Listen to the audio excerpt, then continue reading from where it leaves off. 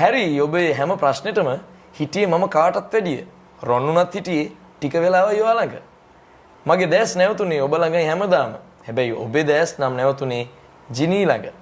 රොනුත් වෙනදට වඩා ලං වුණා මගේ හිතට. ඒ නිසා වෙන්නේ නැති හිත ගියේ ඔහු ළඟට.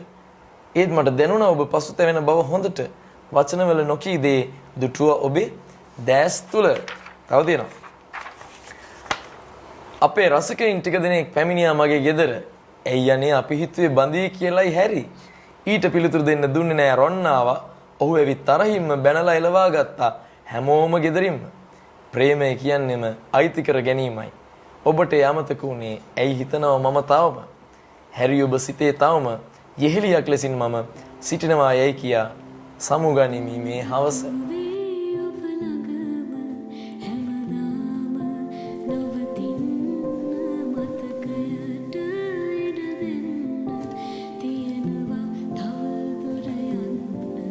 හිත